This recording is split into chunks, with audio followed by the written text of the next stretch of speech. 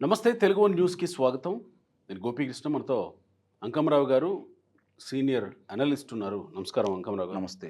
అంకమరావు గారు, నిన్న మొన్న లేకపోతే గత వారం రోజులుగా అంతకుముందు వరదల్లో ఈ కాదంబరి జత్వాని కేసు కొంత సైలెంట్ అయిపోయింది. ఇక అంతే సంగతులేమో. కొన్నిసార్లు అయితే జిందాల్తోటి కొంత సెటిల్మెంట్ అయ్యిందని కూడా కొన్ని వ్యాఖ్యలు చేస్తూ వచ్చారు. ఒక అడుగు ముందుకేసి అత్యుత్సాహంతో. కానీ అదేమీ కాలేదు అని చెప్పడానికి మొన్న ఆమె వరదల్లో కూడా వచ్చి విజయవాడలో ప్రెస్ మీట్ పెట్టిన ఇది మనం చూసాం. ఆ కేసులో కీలకంగా ఇప్పుడు ఐపీఎస్ల పాత్రని తేల్చేటువంటి ఆధారాలు ఒక్కొక్కటిగా బయట పడుతున్నట్టే అనుకోవాలేమో కదా. ముంబైకి టికెట్ బుక్ అయిన ఇది చూసినప్పుడు, ముంబైకి కంప్లైంట్ అయిన తేదీ, వీళ్ళు పోలీస్ అధికారులు ముంబైకి వెళ్ళినటువంటి ఇది చూసినప్పుడు, సో ఈ కేసు ఒక పక్క, రఘురామకృష్ణరాజు కేసు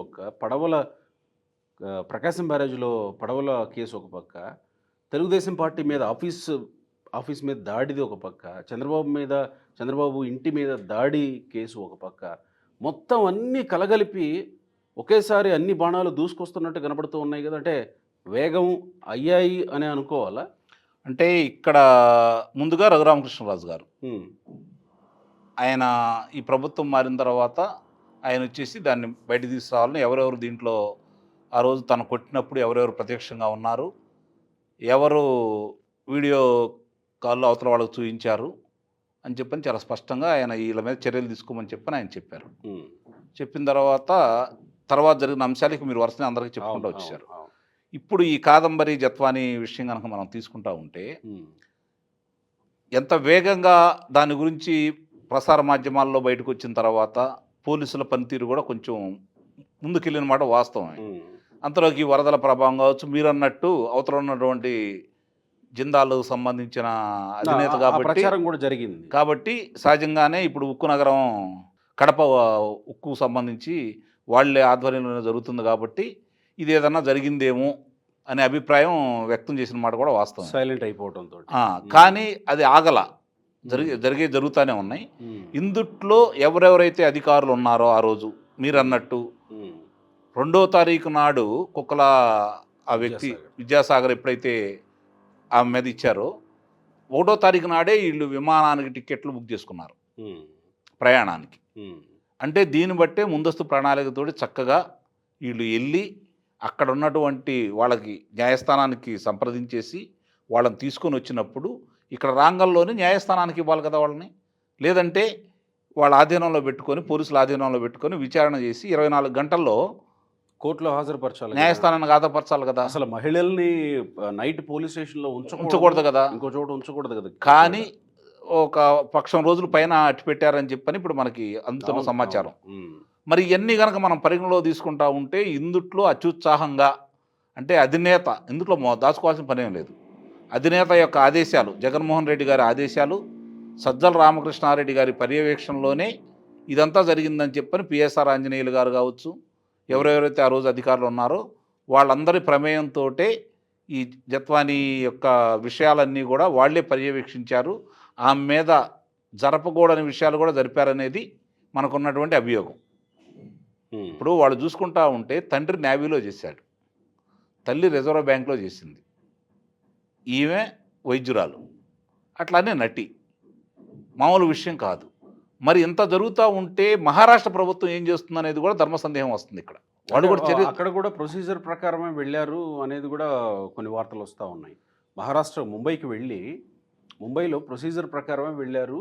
కాకపోతే వీళ్ళు ఏదైతే కేసు అని ఆరోపిస్తూ ఉన్నారో, అక్కడెక్కడ ముంబైలో ఉన్నటువంటి ఆమెకి జగైపేటలో ఉన్నటువంటి పొలాలతోటి ఏం పని, నేను దీన్ని తప్పుపడుతున్నాను అనే వార్త కూడా వస్తుంది. ఇప్పుడు ఇక్కడ కేసుని పరిగణలో తీసుకున్నారు మీరన్నట్టు, అక్కడ పర్యవేక్షణ బాగా జరిగిందనే అభిప్రాయానికి వద్దాం.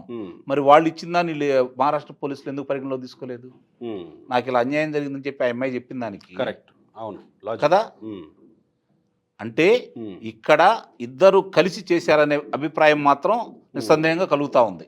అంటే అక్కడ జిందాలకు ఉన్నటువంటి పరపతి వల్ల కావచ్చు, జరిగిందనేది, అన్యాయం జరిగిందనేది మాత్రం నిస్సందేహంగా వాస్తవమే కదా. ఇప్పుడు ఆ కదలికలో అంటే అది వదిలిపెట్టలేదు, జరుగుతూ ఉన్నాయని చెప్పని ఇప్పుడు జరుగుతున్న పరిణామాలు చూసుకుంటా ఉంటే ఎవరెవరి ప్రమేయం ఉంది, ముందుగానే ముందస్తు ప్రణాళికతో వీళ్ళు ఏం చేశారని చెప్పి బయటకు వస్తూనే ఉంది. మీరు అన్నట్టు ఇక్కడ పొలానికి ఆమెకి సంబంధం ఏముంది? రైట్. ఆ అమ్మిన రైతు కూడా నేను కాదని చెప్పి చెప్పడం కూడా జరిగింది కదా. అంటే ఇవన్నీ కనుక మన పరిగణలో తీసుకుంటే కావాలని వాళ్ళ ఆ అమ్మాయికి జిందాల వారికి ఉన్నటువంటి పెళ్లి దాకా వెళ్ళిన కార్యక్రమాలని ఆ అమ్మాయిని చేసుకోవటం ఇష్టం లేక వాళ్ళు నడిపించిన నాటకానికి తన భాగస్వామి కాబట్టి వీళ్ళు సహకరించారు, అత్యుత్సాహం ప్రదర్శించారు. మళ్ళీ 30 సంవత్సరాలు మేమే ఉంటాం కాబట్టి దీని గురించి పట్టించుకునే వాళ్ళు ఉండరు, ఇది బయటికి రాదు. మరి నిజంగా ఆ అమ్మాయి భయపడిపోయి ఇప్పుడు దాకా బయటికి రాలేదు కదా, ప్రభుత్వం మారిన తర్వాత కదా వచ్చింది. అంటే అంతటి భయాన్ని వాళ్ళకు సృష్టించారు, అంతటి భయపెట్టారు. సో ఇప్పుడు ప్రభుత్వం మారకపోతే గోపి, ప్రభుత్వం కనుక మారకపోతే ఇప్పుడు కూడా అమ్మాయి బయటకు వచ్చేది కాదని చెప్పి నా అభిప్రాయం. సో క్లియర్ ఎవిడెన్సెస్ ఒక్కొక్కటి బయటకు వస్తూనే ఉన్నాయి. దానికి సంబంధించిన అధికారులు ఇప్పుడు ఎవరైతే ఉన్నారో శిక్షలు పడతాయి వాళ్ళకి, అందుట్లో అనుమానం ఏం లేదు.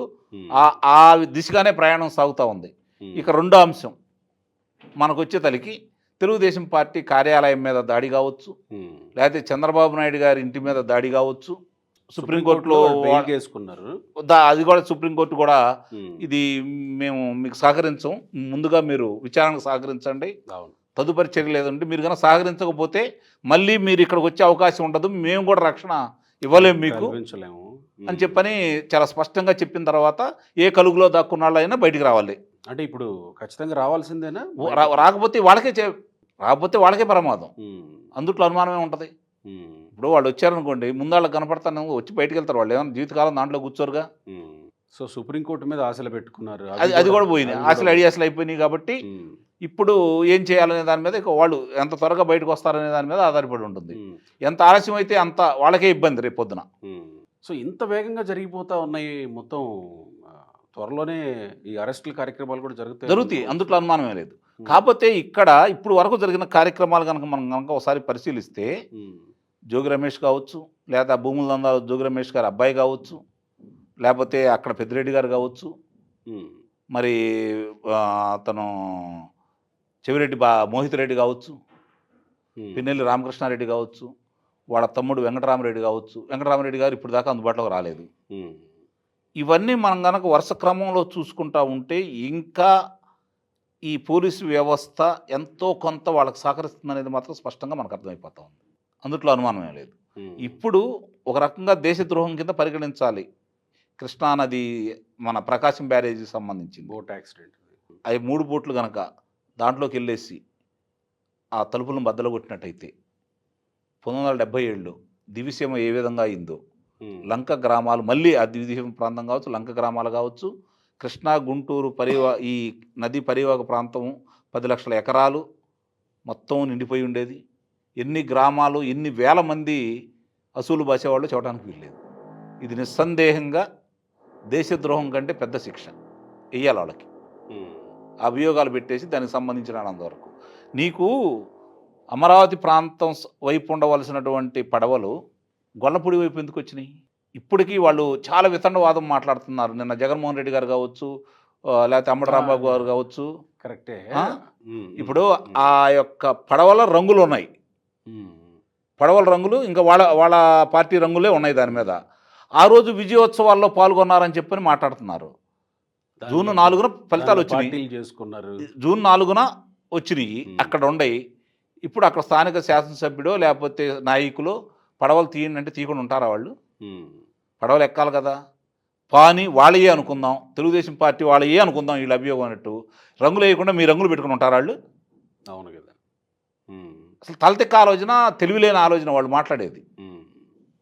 మరి తెలిసి మాట్లాడుతున్నారు, తెలియక మాట్లాడుతున్నారు. ఆ రోజు పిన్నెల్లి రామకృష్ణారెడ్డిని ఇరికిచ్చాడు నెల్లూరు వెళ్ళి, మా వాడే పగలగొట్టాడు. ఇప్పుడు ఇక్కడ ఇతను కూడా అట్లానే మావాడు చేయలేదని అయితే చెప్పలేదు కదా. అంటే ఆవేశంగా వెళ్ళారు, ధర్నా చేయడానికి వెళ్ళారు, వాళ్ళు దాడి చేశారు. ఇక్కడ కరెక్టే, చాలా స్పష్టంగా అక్కడ విజువల్స్లో కనపడతానే ఉన్నాయి కదా. ఎవరు ఎక్కడ పోయారు, ఎంతమంది వచ్చారు, ఎంతమంది దాడి చేశారు. అక్కడ ఉన్నటువంటి ఒక సిఐ అంటే జగన్మోహన్ రెడ్డి అడ్మిట్ చేస్తున్నాడు.